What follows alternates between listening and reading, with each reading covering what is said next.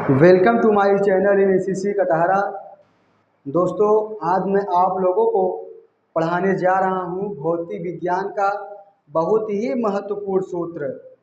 जैसा कि दोस्तों आप लोगों को पता होगा, अगर आप भौतिक विज्ञान के और गणित के छात्र हैं तो सूत्र और परिभाषा आप लोगों के लिए कितना महत्वपूर्ण है ये आप ही जानते हैं। तो ठीक उसी प्रकार से दोस्तों, मैं भौतिक विज्ञान का बहुत ही महत्वपूर्ण सूत्र लाया हूँ। और दोस्तों, मैंने अपने शॉर्ट वीडियो के माध्यम से आप लोगों के बीच में बहुत से सूत्र और बहुत से जो है केमिस्ट्री के फार्मूले आप तक पहुँचाया है दोस्तों। अगर आप दोस्तों हमारे चैनल पर नए हैं, हमारे चैनल को सब्सक्राइब करें, लाइक करें और शेयर करें। दोस्तों, आज हम आपको पढ़ाएंगे भौतिक विज्ञान का सूत्र। अगर आप कक्षा 8 के, कक्षा 9 के और कक्षा 10 के विद्यार्थी हैं तो दोस्तों ये वीडियो आपके लिए बहुत ही इम्पोर्टेंट है।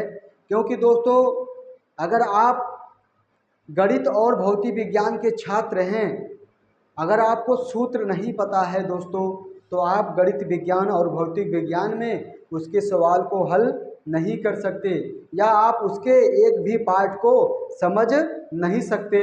तो उसी को हम पूरा करने के लिए आपको आज सिखाएंगे भौतिक विज्ञान का सूत्र, और इसी वीडियो में आपको पूरा का पूरा सूत्र याद भी करवा देंगे। दोस्तों, हमारे चैनल पर जुड़े रहिए दोस्तों, और इस वीडियो को लास्ट तक देखें ताकि ये जितना भी सूत्र यहाँ पर आपको दिखाई दे, आपको पूरा का पूरा सूत्र लर्न न हो जाए दोस्तों, याद हो जाइए। चलिए हम देखते हैं।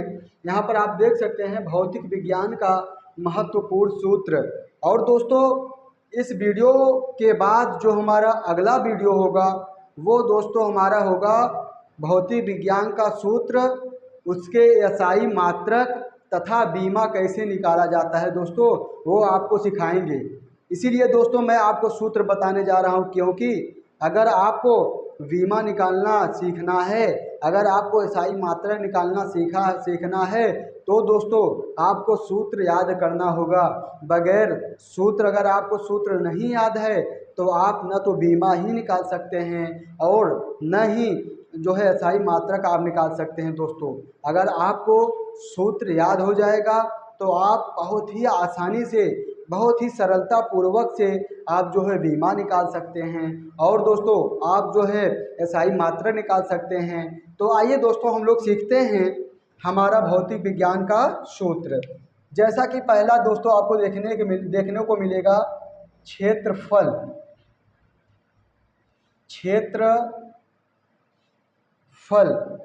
यानी कि जिसे हम इंग्लिश में कहेंगे एरिया। क्या कहेंगे दोस्तों? क्षेत्रफल जिसे हम इंग्लिश में कहेंगे एरिया। दोस्तों क्या कहेंगे? एरिया। और क्षेत्रफल का सूत्र होगा दोस्तों लंबाई गुणित चौड़ाई। क्या होगा दोस्तों? क्षेत्रफल का सूत्र होगा लंबाई गुणित चौड़ाई, और इसका जो एसआई मात्रक होगा दोस्तों वो होगा मीटर स्क्वायर, या जिसे हम वर्ग मीटर भी कहते हैं। ये जो है एसआई मात्रक हमने अपने शॉर्ट वीडियो के माध्यम से आप लोगों को बीच में डाल दिया है दोस्तों। अगर आप उसको नहीं देखे हैं तो आप हमारे डिस्क्रिप्शन में जा करके हमारे प्रोफाइल में उसको देख सकते हैं। अब देखिए दोस्तों, क्षेत्रफल के बाद हम देखेंगे यहाँ पर आयतन, जिसे दोस्तों हम इंग्लिश में कहेंगे वॉल्यूम। क्या कहेंगे दोस्तों? वॉल्यूम। और वॉल्यूम का फार्मूला होगा दोस्तों लंबाई गुणित चौड़ाई गुणित ऊंचाई। आयतन का सूत्र होगा दोस्तों लंबाई गुणित चौड़ाई गुणित ऊंचाई, और जो आयतन का एसआई मात्रक होता है वो होता है मीटर क्यूब या जिसे हम घन मीटर भी कहते हैं। अब हम दोस्तों सीखेंगे तीसरा हमारा जो फार्मूला है वो हम देखेंगे घनत्व। क्या सीखेंगे दोस्तों? घनत्व। घनत्व को इंग्लिश में कहेंगे डेंसिटी, जो कि आप लोग जानते ही हैं। डेंसिटी, डेंसिटी जिसे हम हिंदी में कहेंगे घनत्व, और घनत्व का सूत्र होगा दोस्तों द्रव्यमान बटे आयतन।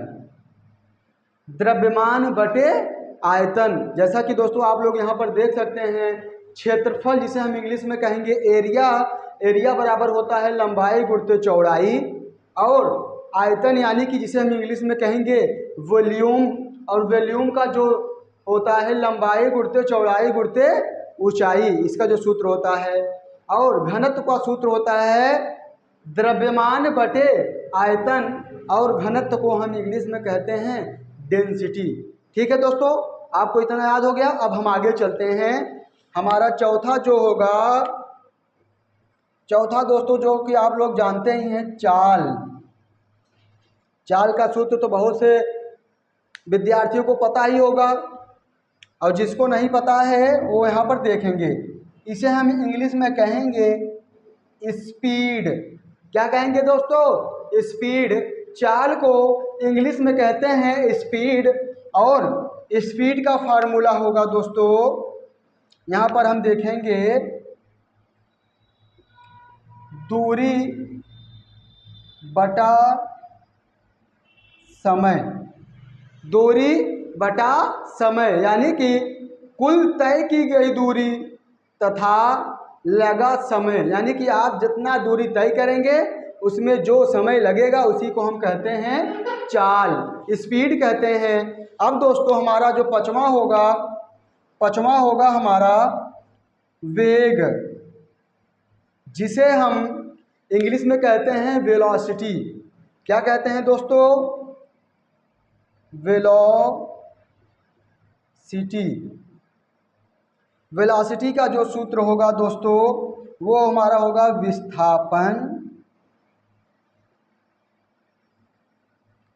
विस्थापन बटा समय, यानी कि डिस्प्लेसमेंट अपॉन टाइम।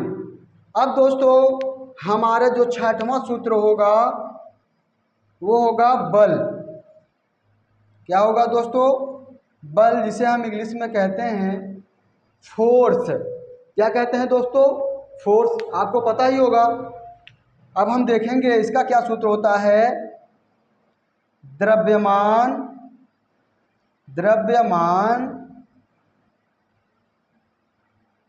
गुणित त्वरण। क्या होता है दोस्तों? बल बराबर होता है द्रव्यमान गुणित त्वरण। अब हमारा जो सातवां सूत्र होगा दोस्तों वो होगा संवेग। संवेग जिसे हम इंग्लिश में कहते हैं मोमेंटम। और संवेग का सूत्र क्या होता है दोस्तों? हम देखेंगे द्रव्यमान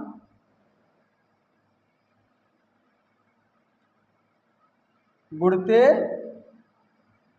वेग। द्रव्यमान गुणित वेग। यहाँ पर हम देखेंगे दोस्तों संवेग बराबर होता है द्रव्यमान गुणित वेग, जिसे हम इंग्लिश में कहेंगे मोमेंटम। एक बार फिर से दोस्तों आप लोगों को याद कराते हैं, अगर जिन बच्चों को भी याद नहीं हुआ है वहाँ पर देख सकते हैं। क्षेत्रफल बराबर होता है लंबाई गुणित चौड़ाई। आयतन बराबर होता है दोस्तों लंबाई गुणित चौड़ाई गुणित ऊंचाई। यहाँ पर हम देख सकते हैं घनत्व बराबर होता है द्रव्यमान बटे आयतन। चाल बराबर होता है दूरी बटा समय। वेग बराबर होता है विस्थापन बटे समय। यहाँ पर हमारा दिया है बल बराबर होता है द्रव्यमान गुणित त्वरण। और यहाँ पर हमारा दिया है संवेग। संवेग बराबर होता है द्रव्यमान गुणित वेग। ये हमारा हो गया इम्पोर्टेंट फार्मूला दोस्तों। इसको आप अपने कॉपी में नोट कर लीजिए, ताकि इसको मिटाने के बाद और भी हम आपको सूत्र दिखा सकें और याद करा दें। हाँ दोस्तों, चलिए अब हम अपना अगला स्टार्ट करते हैं। अगला जो सूत्र होगा हमारा दोस्तों, आठवां जो होगा वो होगा त्वरण। क्या होगा दोस्तों? त्वरण, यानी कि एक्सीलरेशन। एक्सीलरेशन जिसका सूत्र होगा दोस्तों वेग परिवर्तन, वेग परिवर्तन बटे समय। त्वरण बराबर होता है दोस्तों वेग परिवर्तन बटे समय। अब जो हमारा 9वां सूत्र होगा दोस्तों वो हम देखेंगे विशिष्ट गुरुत्व। विशिष्ट गुरुत्व जिसे हम इंग्लिश में कहेंगे स्पेसिफिक ग्रेविटी। तो विशिष्ट गुरुत्व दोस्तों जिसे हम इंग्लिश में कहेंगे स्पेसिफिक ग्रेविटी, इसका जो सूत्र होता है दोस्तों वो होता है वस्तु का घनत्व, वस्तु का घनत्व बटे 4 डिग्री सेल्सियस पर पानी का घनत्व।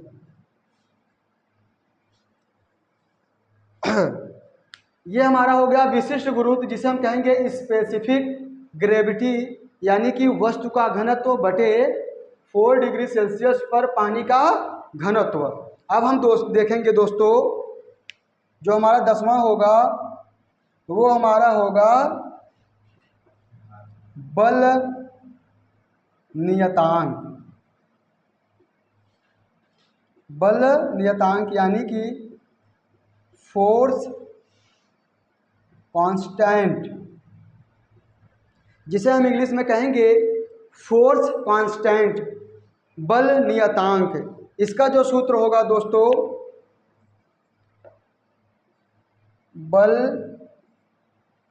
बटे वृद्धि, बल बटे वृद्धि।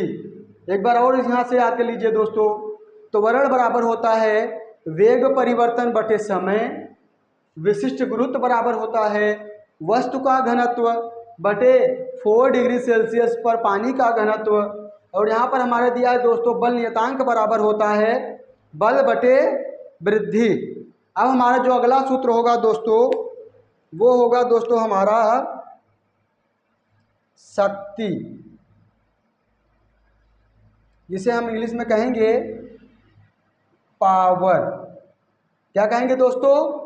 पावर। इसका सूत्र होगा दोस्तों कार्य बटे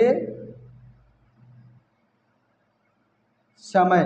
क्या कहेंगे दोस्तों? कार्य बटे समय। ये हमारा हो गया शक्ति। अब जो हमारा 11वां सूत्र होगा दोस्तों, 11 नंबर पे हम लिखेंगे गतिज ऊर्जा, जिसे हम इंग्लिश में कहेंगे काइनेटिक एनर्जी। Kinetic energy. इसका सूत्र होगा दोस्तों 1/2 गुणित द्रव्यमान,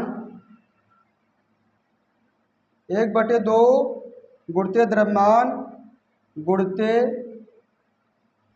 वेग स्क्वायर, 1/2 गुणित द्रव्यमान गुणित वेग स्क्वायर। एक बार फिर से दोस्तों हम इसको याद कर लेते हैं। त्वरण बराबर होता है वेग परिवर्तन बटे समय, और विशिष्ट गुरुत्व बराबर होता है वस्तु का घनत्व बटे 4 डिग्री सेल्सियस पर पानी का घनत्व। बल नियतांक बराबर होता है बल बटे वृद्धि, और दोस्तों यहाँ पर हमारा दिया है शक्ति यानी कि कार्य बटे समय, और ये हमारा हो गया गतिज ऊर्जा यानी कि काइनेटिक एनर्जी। इसका सूत्र होगा 1/2 गुणते द्रव्यमान गुणते वेग स्क्वायर। इसको दोस्तों आप नोट कर लीजिए, उसके बाद अगला सूत्र क्या होगा इसको हम बताते हैं। हाँ दोस्तों, अब हमारा अगला सूत्र क्या होगा आइए हम देखते हैं। यानी कि 12 नंबर पे हम जानेंगे दोस्तों कार्य, जिसे हम इंग्लिश में कहेंगे वर्क। क्या कहेंगे दोस्तों? वर्क। इसका जो सूत्र होगा बल गुणते विस्थापित दूरी। बल गुणते विस्थापित दूरी। अब हमारा जो 13 होगा दोस्तों शक्ति, यानी कि पावर।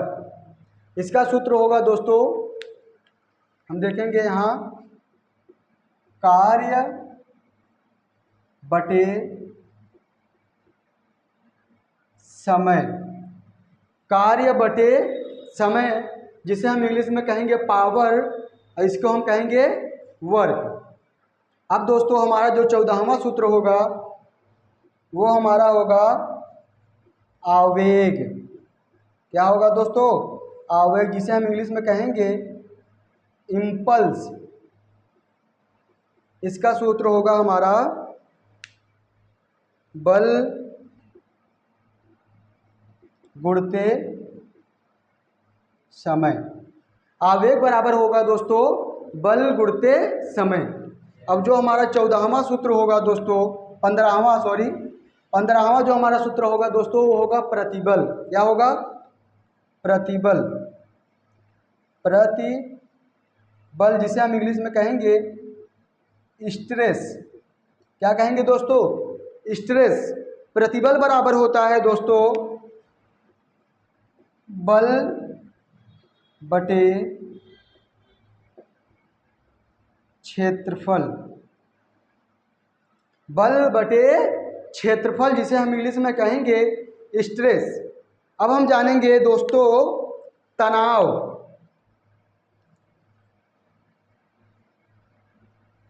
तनाव यानी कि टेंशन। दोस्तों इसका कोई भी सूत्र नहीं होता, इसका सिर्फ एसआई मात्रक होता है। तनाव का कोई भी सूत्र दोस्तों नहीं होता है, बल्कि इसका एसआई मात्रक होता है दोस्तों। और हमारे वीडियो को अब जो हमारा अगला वीडियो आएगा वो हमारा होगा दोस्तों मापक एवं मात्रक, यानी कि उसमें आपको पूरी जानकारी दी जाएगी दोस्तों। अगर आप हमारे चैनल पर नए हैं दोस्तों, हमारे चैनल को सब्सक्राइब करें, लाइक करें और शेयर करें। धन्यवाद दोस्तों।